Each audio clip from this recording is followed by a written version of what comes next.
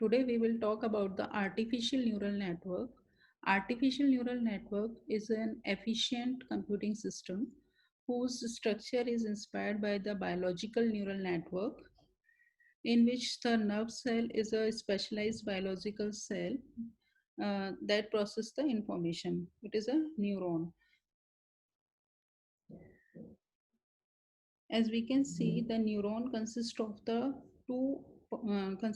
four parts: dendrites, cell body, axon, and synapse. Dendrites, what is the role of dendrites in the neuron?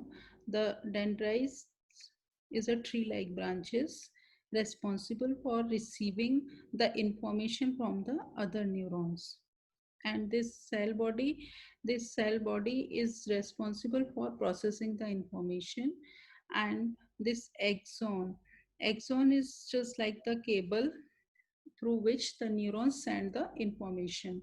And the synapse is a connection between the axon and the other neuron dendrites.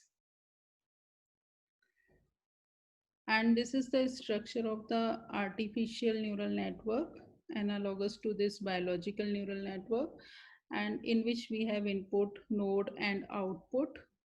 And let us look a similarity based on the terminologies we have used in the biological neural network and the artificial neural network. In the biological neural network, this cell body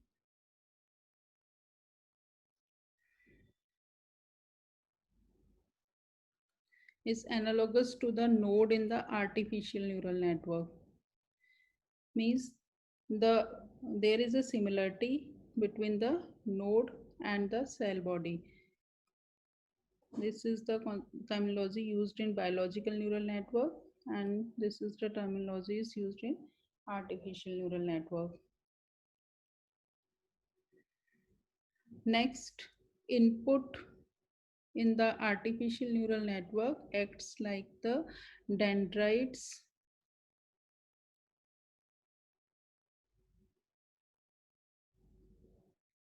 in the biological neural network. And the weights, we also have some weights w1 w2 on the with the input of the artificial neural network. So the weights here acts like the synapse in the biological neural network. And output in the artificial neural network uh, has the similarity like axon in the biological neural network. So these are the terminologies we used in biological neural network and artificial neural network. So the basic unit of the artificial neural network is the perceptron. So the structure of the perceptron, or how we represent the perceptron, this perceptron has certain inputs.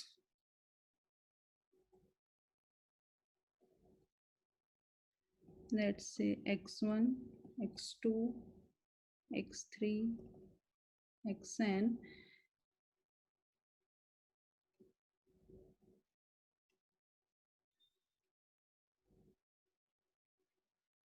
And there are certain weights associated with these inputs. And there is one input also that is called bias. You can say that x0 equal to 1, and we have given the weight 0 to it. And here this is a node, and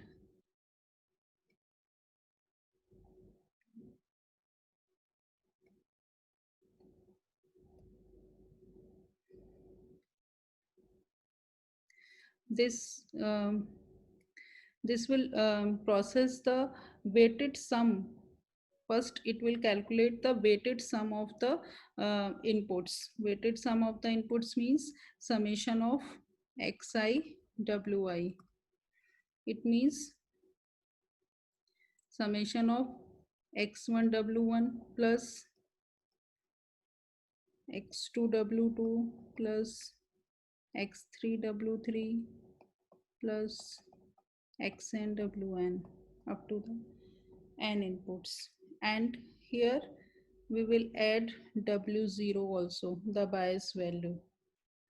So first it will calculate the weighted sum, and then this phi symbol here is a activation function, or the activation function, or the transfer function.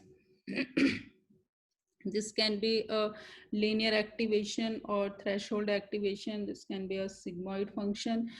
Basically this if we have certain threshold, okay, so if the summation is, this summation is greater than, if this summation is greater than 0 or greater than some threshold value, the output will be 1.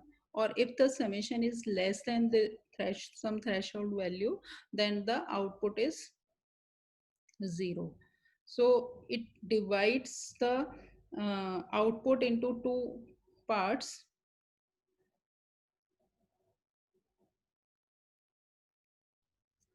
On the basis of the threshold function, it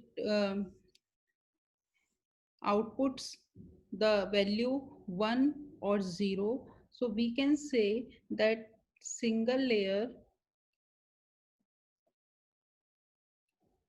perceptron learns single layer perceptron learns the linear decision boundary. What do you mean by linear decision boundary? Suppose we have two inputs and there are certain um, data set, and in this data set there are certain positive or negative examples, and if we draw a line and if it separates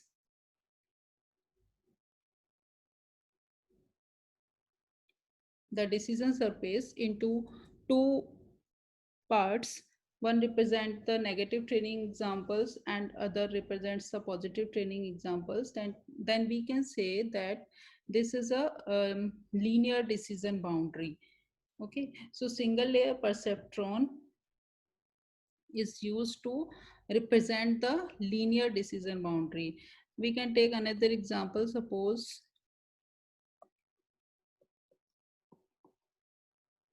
here is the division like this.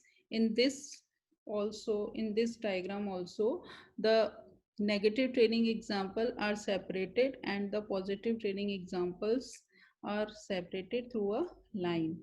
But there can be some cases in which we cannot separate the negative or positive examples through the linear boundary, that are, suppose um, in this diagram, suppose this is A, B and C. In this C diagram, we cannot separate the negative and positive training examples or negative or positive outputs in the with the help of the single line. So it is not linearly separable. So single perceptron is used for linear functions or linear separated boundaries, or for the linear decision boundaries. Okay, so a single perceptron can also be used to represent the Boolean functions.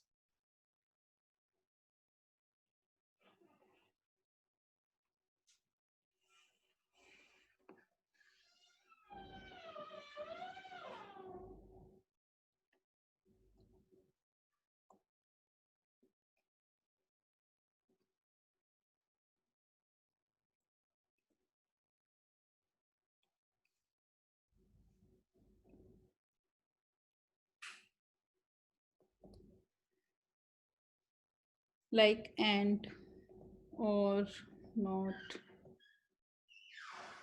NAND, NOR. Okay, but some Boolean functions cannot be represented by the single perceptron. These functions are XOR.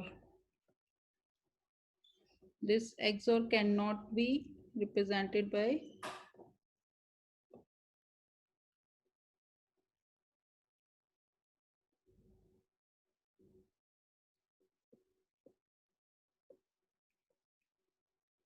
single perceptron.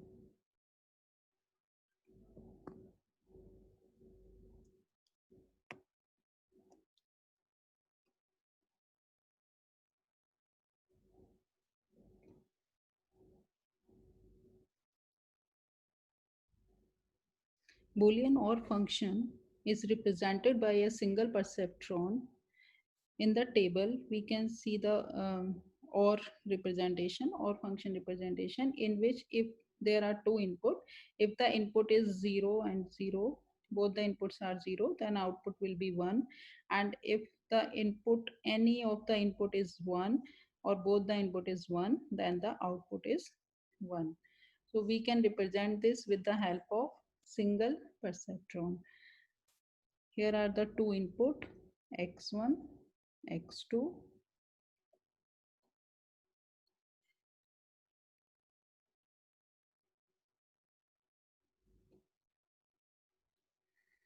Here there are certain weights associated with the input. Suppose W1 equal to 1, W2 weight 2 associated with X2 equal to, it is also 1, and the bias value W0 equal to minus 0.5.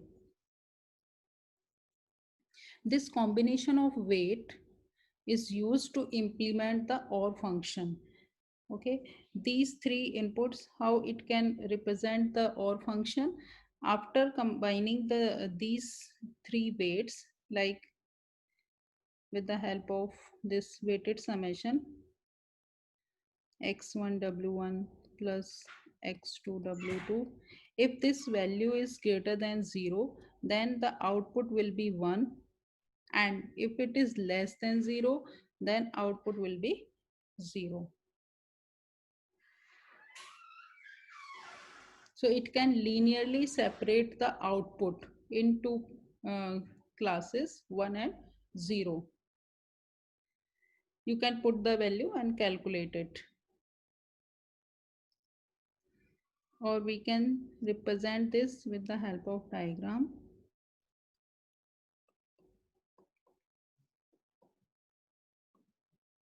So we can linearly separate, suppose this is an OR function, we can linearly separate the output, positive and negative outputs. Here positive and negative means 1 and 0. In the same way, we can also represent the Boolean AND function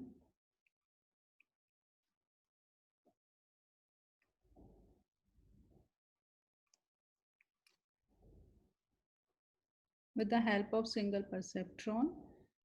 First of all, we can see the table of the AND function. Here is the output, and there are two input, x1, x2.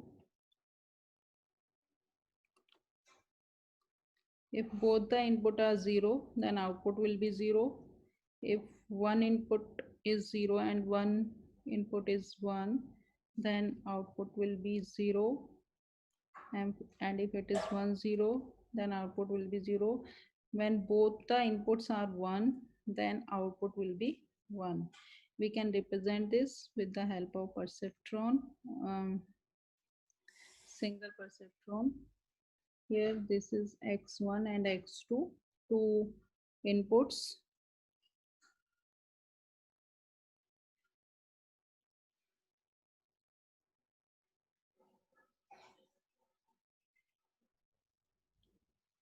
there is certain weights associated with this, with these inputs. Suppose W1 equal to 1, W2 equal to 1, and there is certain bias value W0 that is equal to suppose 1 minus 1.5.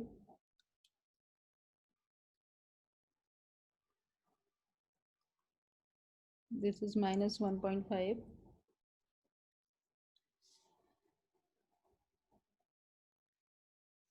Then these combination of weights uh, will generate the output of the AND function.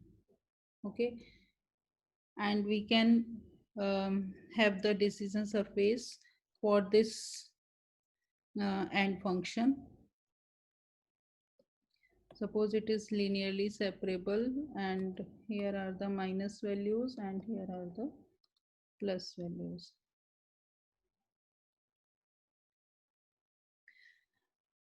We can use the other combination of weights also to represent this, to represent these functions. In case of Boolean XOR, there is no linear decision boundary that separates 0 points from 1 points, as the X we can see in the XOR table.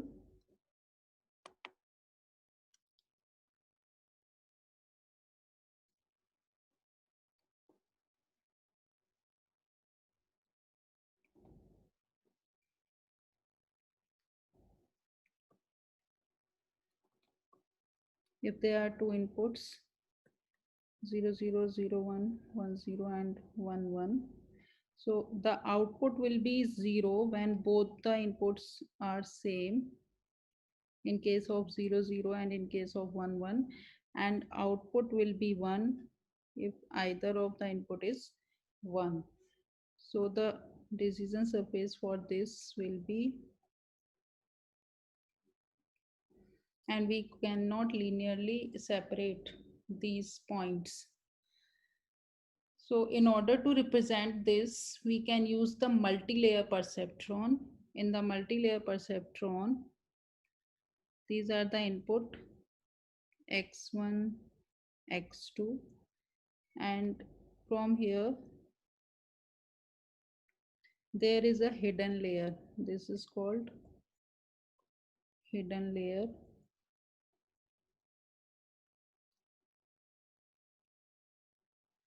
And from this hidden layer, the output will be generated. Okay, so in this hidden layer, this input goes to this node also and this node also, and here are certain weights,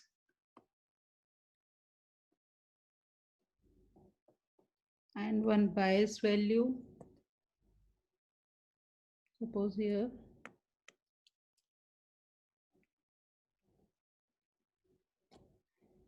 this is the case of OR function that we have used in OR function. This one, x1 x2 is the input, weight are 1 and bias value is minus 0.5. Okay, and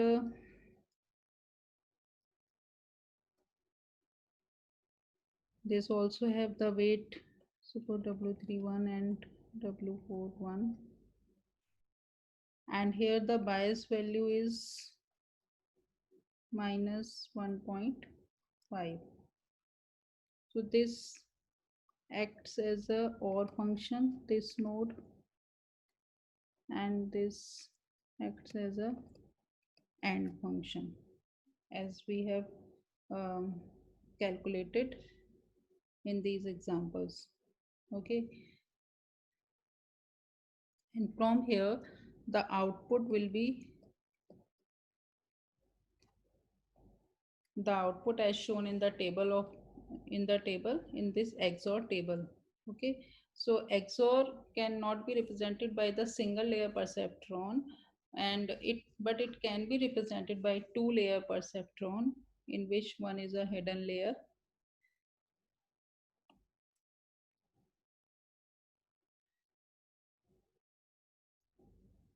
So this is all about the perceptron